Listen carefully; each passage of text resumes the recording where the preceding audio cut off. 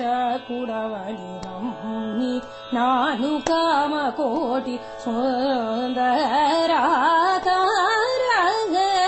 పాగలించు శ్రీపామర జనులన్ చేరలేనను చూపరులవేయేడ లేను కమలనాభతాళను హరి మోదిత ద్యోమణి పాచ జలదీయి సోమప దని దవ పమ మగరి మగరి రి సని సరి గమ పదని దని సని సరి గమ గరి రే గరి సని దవ పమ గరి గమ శ్రీ వరరఘుకులమునను పూటి సీతమ్మను చేయి పట్టి దేవరి పునిధరముల దగకోటి ధరమారమున డంచినటి Srirama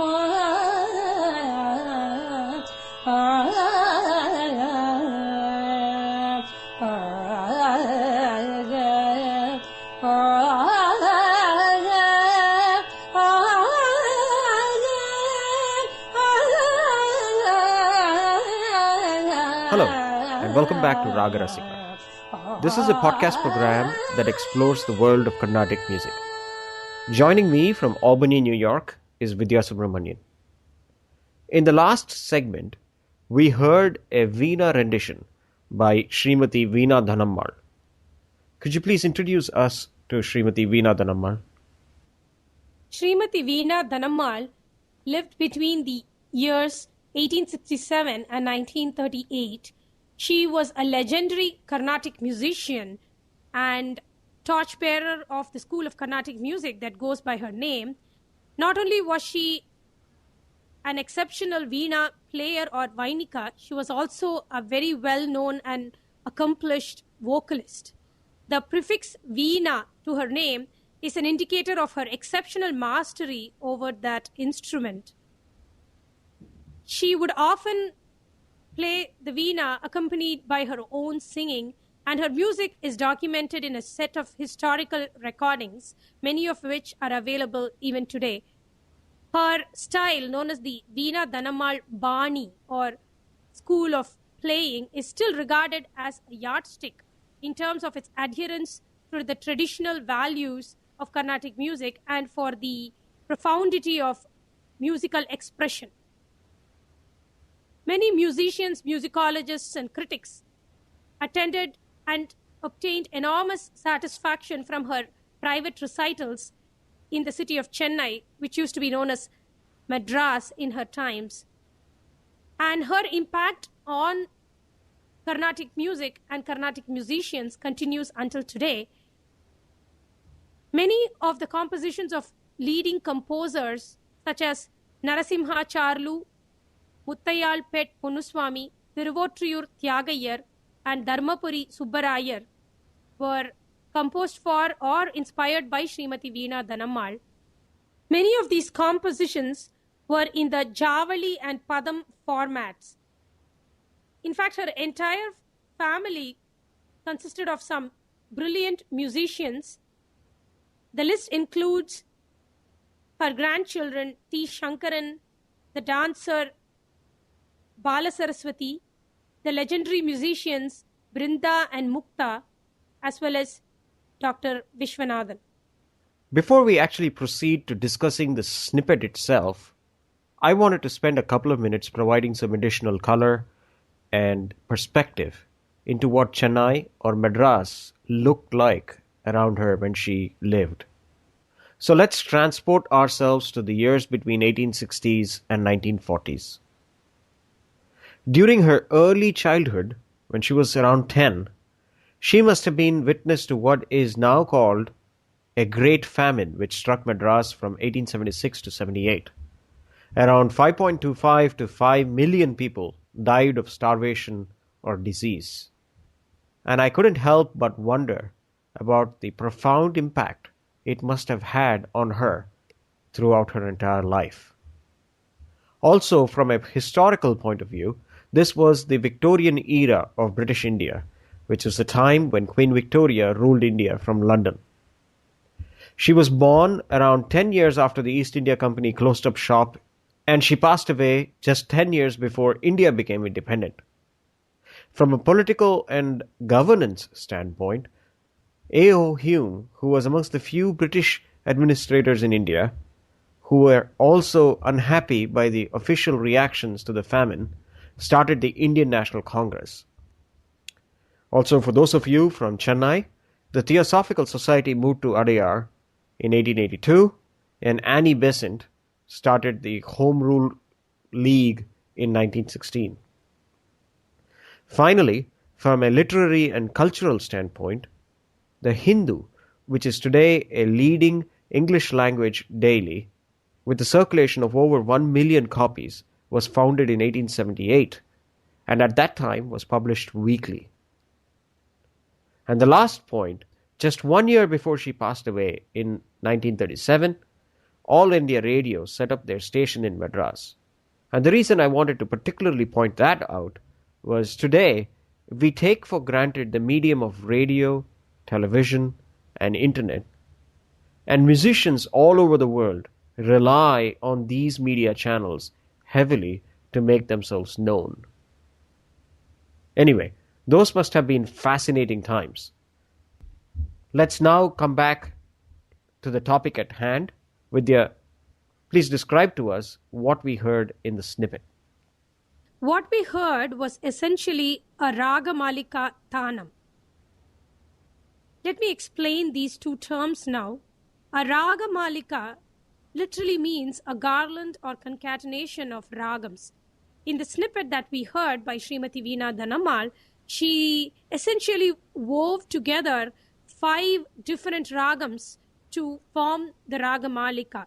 These 5 ragams are in fact a special group of ragams known as the Ghana ragams, the 5 ragams being Nattai, Gaulai, Arabi, Varali and Sri Ragam. And coming to the second term that I used, Thanam. Thanam is a form of improvisation that is often rendered in Madhyama Kala or medium to fast tempo with frequent usage of rhythmic syllables such as nam, tam, tom, etc., which are vocalized and interspersed with akaram or free-flowing passages. And what is very interesting about the Thanam is that very often there is no explicit rhythmic accompaniment to the Thanam, but there is always an undercurrent of inherent underlying rhythm throughout the rendition of a Thanam. Vidya, I guess the topic of Thanam merits greater attention and elaboration, which we will certainly get to in a subsequent episode. For now, let's focus on the first term you mentioned, Raaga Malika, and cover it in some detail. By the way, the term Ganaraga reminds me of the famous Pancharatna Kritis of Tyagaraja. Has Srimati Veena Dhanammal used the same ragas as in the Pancharatna Kritis in her rendition as well? And is there a special connection between Ganaragas and a Thanam rendition? Those are both very interesting questions, Devesh.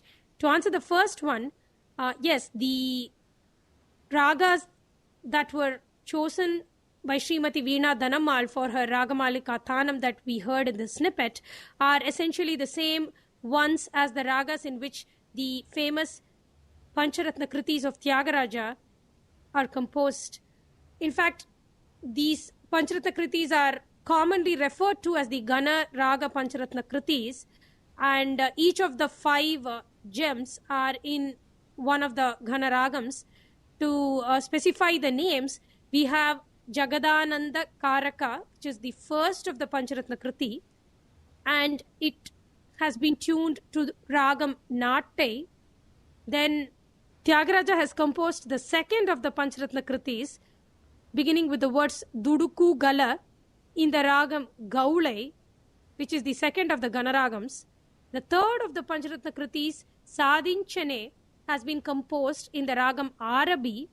The fourth of the Pancharatna Kritis is Kanakana Ruchira, which has been composed in the Raga Varali, and the final piece, Endaro Mahanubhavalu, is in Sri Ragam. And coming back to Srimati Veena Dhanammal's Thanam, it is very interesting that she has followed the same order for the first three ragams, but she has interchanged Sri Ragam and Varali. She has played the Sri Ragam portion of the Tanam first, followed by the Varali portion. The reason could perhaps be that she played a composition in Varali Raga following this Tanam rendition. And coming to the second question regarding the relationship between the Ghanaragams and Tanam, these Ghanaragams are actually named so because they are considered to be most suited for Tanam singing, and in fact, fast-paced or Durita Kala Tanam is sometimes called Ganam. Thanks, Vidya. Let's pause here and pick up next time when we will review the Ragamalika Tanam that Srimati Veena Dhanammal played. For now, that's all the time we have. Join us next time at www.raagarasika.com. To learn more about Vidya, visit her online at vidyasubramanian.com. Write to us at raagarasika.com. We are very eager to hear from all of you. Thank you and goodbye.